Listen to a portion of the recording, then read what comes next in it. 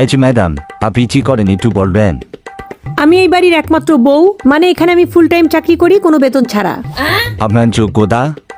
আমার ভোর 5টা থেকে কাজ শুরু হয়, রান্না করা, ঘরবাড়ি সামলানো, ধোয়া মোছা। তারপরে রাত 11টার পরে সবার যখন খাওয়া দাওয়া শেষ হয় তখন আমার কাজ শেষ হয়। তো এতদিনের কাজের অভিজ্ঞতা বলুন। 22টা বছর ধরে 24 ঘন্টা সবার সেবা করা, কোনো ছুটি নাই, কোনো বেতন নাই, কোনো অসুস্থতা নাই, আর সবার একই ডায়লগ, সারাদিন তুমি কি করো? তাহলে আপনার স্যালারি কত? সারাদিন শাশুড়ি ভুল ধরতেই থাকে, ননদের অভিমান লেগেই থাকে, আর স্বামী আমার উপর বিরক্ত। এটাই আমার স্যালারি। এতদিন আপনার প্রমোশন কি হয়েছে? আগে বউ ছিলাম, এখন মা হয়েছি, কয়েকদিন পর শাশুড়ি হব। পদের নাম চেঞ্জ হয়ে যাবে কিন্তু দায়িত্ব চেঞ্জ হবে না। আমরা বাড়ির বউ, বুঝছেন? আমরা সংসারে স্থায়ী হয়েও আমাদেরকে ধরা হয় অস্থায়ী। আচ্ছা, এসব সিরিয়াস আলাপ বাদ, এখন বলুন আপনার শখ কি?